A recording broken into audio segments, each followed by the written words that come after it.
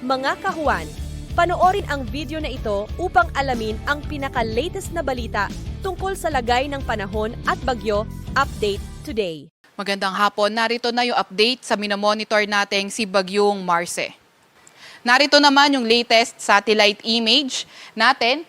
Ito ngang si Typhoon Marce ay bahagyang lumakas sa karagatang silangan netong Isabela. Kanina alas 4 ng hapon, ito ay nasa layong 480 kilometers silangan ng Esiague, Isabela. Nagtataglay ng lakas na hangin na 130 kilometers malapit sa sentro at bugso na abot sa 160 kilometers per hour.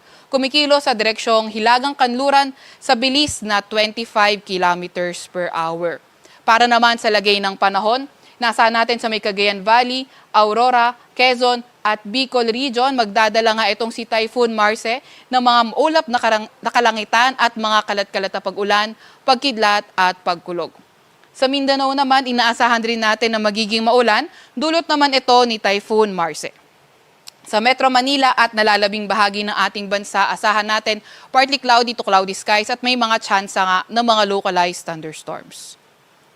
Ito naman yung inaasahan nating track o yung pagkilos nga nitong si Marce. Ngayon hanggang bukas, posible nga nitong tahakin yung direksyong west, northwest, bago bumagal at tahakin ang direksyong kanluran sa karagatan silangan ng extreme northern Luzon. Possible ito maglandfall o lumapit sa Babuyan Islands, pati na rin sa northern portion ng mainland Cagayan Thursday afternoon or evening. Pinakamataas na intensity nito ay bago ito maglandfall over Babuyan Islands or Cagayan. So, importanteng i-take note nga natin na babagal nga ito bago lumapit or habang papalapit sa ating bansa at yung peak intensity nito ay habang ito ay mabagal. So, dapat doble ingat sa ating mga kababayan lalo na dahil posible nga yung mga malalakas na hangin at malalakas na mga pag-ulan. Posible na ang lumabas na ating Philippine Area of Responsibility itong si Marce Friday afternoon or evening at inaasahan ngang posible pang patuloy na lumakas itong si Bagyong Marce. Dahil nga rin kay Marce nakataas ang signal number 1 sa may Batanes, Cagayan kabilang na ang Babuyan Islands, sa may Isabela, Ilocos Norte, Ilocos Sur, sa may Apayao, sa may Abra, Kalinga, Mountain Province, northern portion ng Benguet, at Nueva Vizcaya, Quirino at northern portion ng Aurora.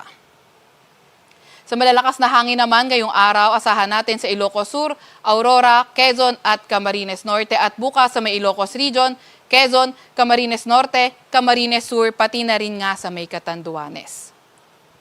Sa malalakas na mga pag-ulan, inaasahan nga natin today afternoon to tomorrow afternoon, moderate to heavy rain, so 50 to 100 rains, 100 millimeters of rain sa may Cagayan.